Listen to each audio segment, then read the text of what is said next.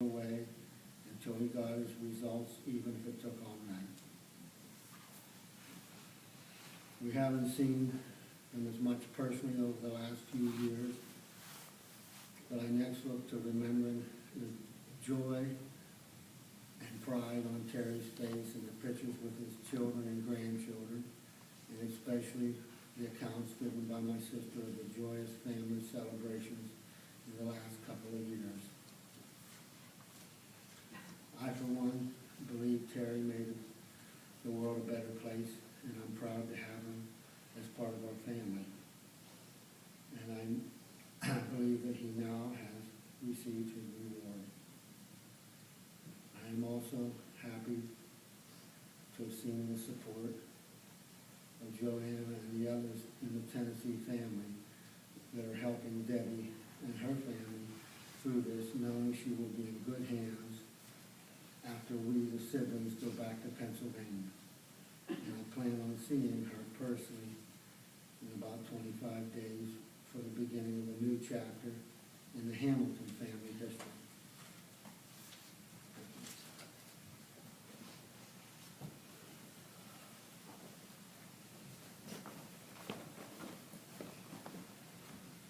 Thank you, and I'll invite anyone else from the family that would like to.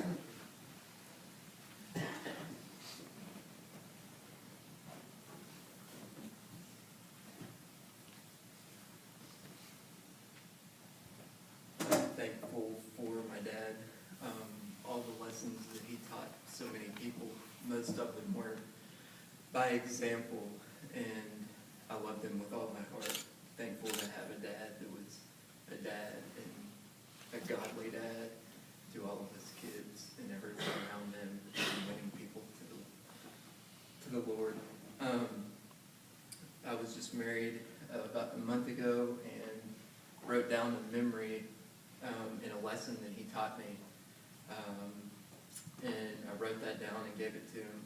From what I hear, it was one of his prized possessions. He was still carrying it around when I found it.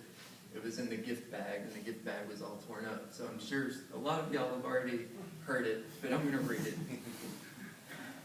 I do not know, Dad, I do not know if you remember the time you taught me how to tie a square knot in Tarentum, PA. I was around 7 years old.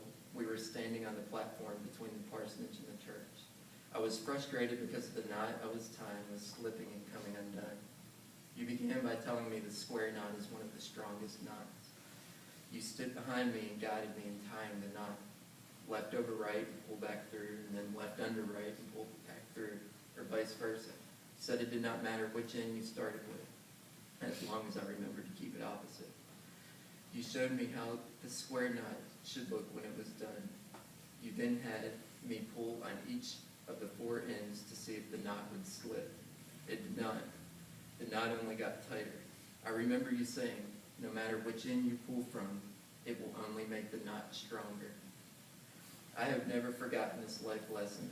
I have tied countless square knots since then. Now, as I tie the greatest, most important knot in my life with marrying Amanda Lynn, I have thought of this square knot lesson many times. You've displayed and taught me how to love in the same with you and Mother's marriage. I feel Amanda's and my marriage will be just like the square knot lesson you taught me. No matter how much time passes or from which end it is pulled, our knot will only get tighter. Thank you for teaching me how to be a godly man a wife needs. No matter how much time passes, this will never leave me. Thank you, Daddy.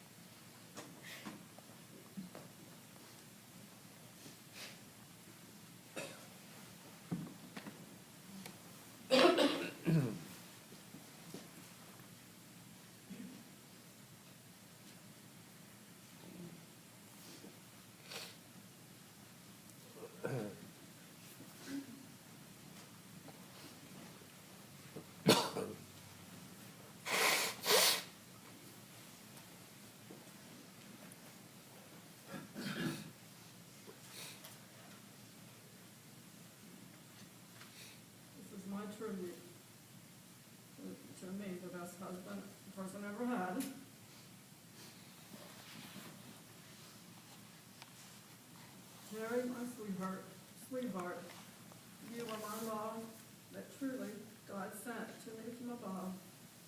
You led our family through good times and bad, a godly example as husband and dad. As grandfather too, by the children adored, you led them truly in the ways of the Lord. Wherever God led you, every path that you trod, everyone knew you were a lover of God. For you showed us such love for your family and wife. We'll never forget all the days of our lives. Ours was a love story I will not forget, ordained by God before we met. You prayed, and God said, my servant Terry, you'll soon meet the one I want you to marry. I knew also, 'twas so plain to me, God's hand in my life I also could see. It's been 33 years that I have been blessed, but your Savior just called you to heavenly rest.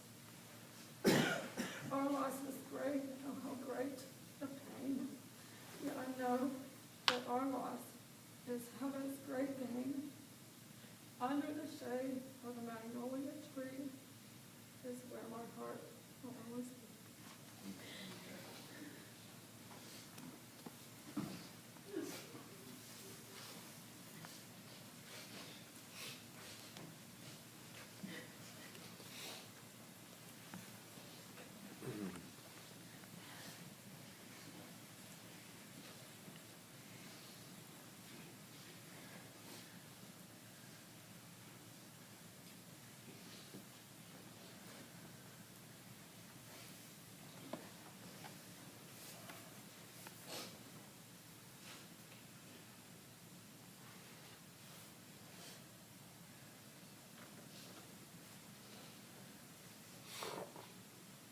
Anyone else who would like to share a memory of Terry?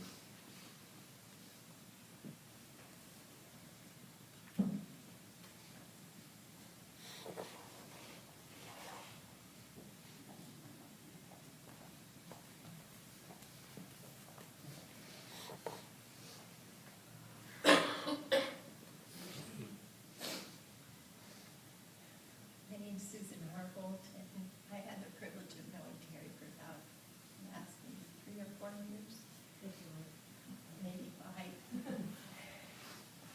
He had an interest in health, and I was coordinating some health and wellness programs. One was the Wellspring Diabetes Prevention and Reversal Program. And even though he wasn't diabetic, he was really interested in prevention, and he just came to that program and had 16 sessions. And he was so thrilled as he began to feel better when he was implementing some of the things he was learning. And over the years, he's been a part of our Vegetarian Supper Club and enjoyed lots of good meals there and contributed some wonderful food. And I just feel as though Terry was a very unusual person. He struck me as the man in whom there was no guile. You know, he had an innocence about him and a purity of spirit that was really rare. And it's just been a wonderful inspiration to me to know him and his family, and I'm thankful for the influence that he's had on my life. And I just pray that heaven will be very close to you all. The Comforter will be very close. And there's a little poem that goes, no hand in that beautiful land of peace will cling to a hand that must release. I just praise the Lord for that. And my father passed away last year. And he had a very favorite poem that I'd like to share with you right now. It was written by Rudyard Kipling, and it's kind of about the journey through life and death.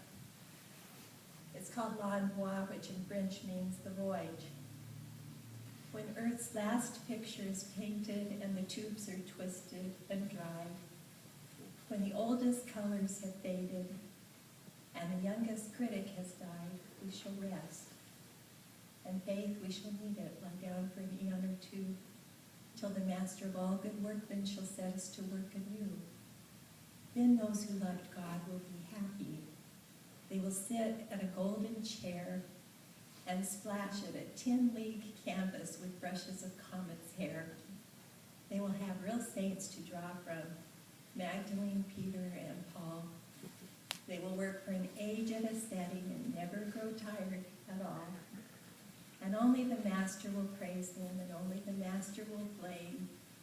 And no one will work for profit, and no one will work for fame, but each for the joy of the doing, and each on his own separate star will draw the thing as he sees it for the God of things as they are. God bless you.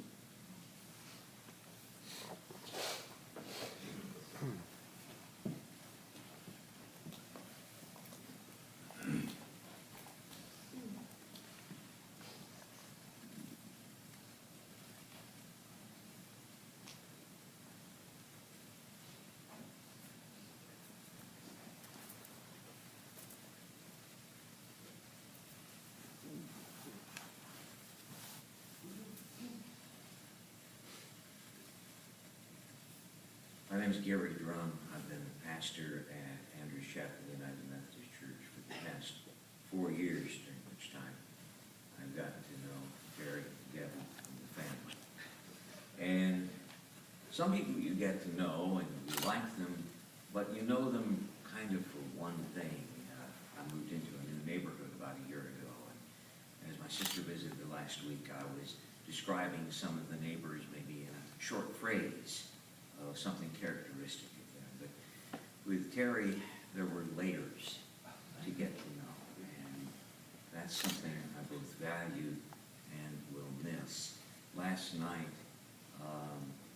people were looking through the wedding album, and what attracted my attention was the Bible next to it, because I got fascinated and wrapped up until somebody tapped me on the shoulder and wanted to introduce me to somebody. I was reading his notes on the Greek, because I was a classics major as an undergraduate. I wasn't in seminary.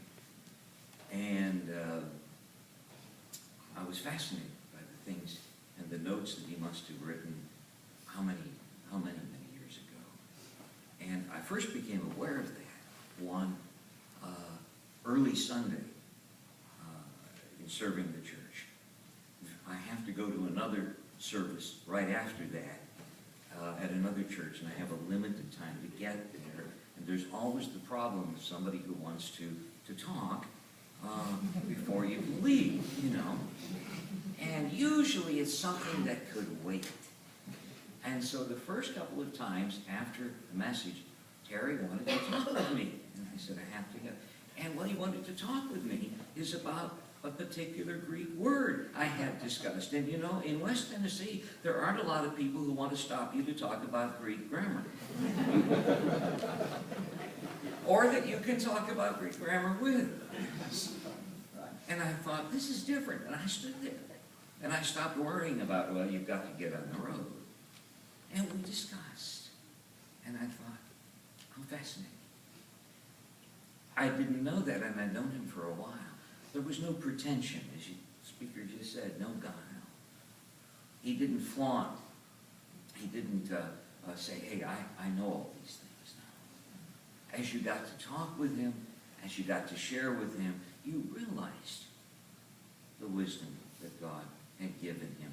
And the thing I like most, since I spent most of my career as a teacher, he always still had a desire to know more, as do I. And so that's been my blessing, to know someone with such a wonderful family who is so much into his gardening, his cooking. My sister got to meet him last week when she was visiting, and she kept mentioning how much he knew about planting tomatoes. I don't know.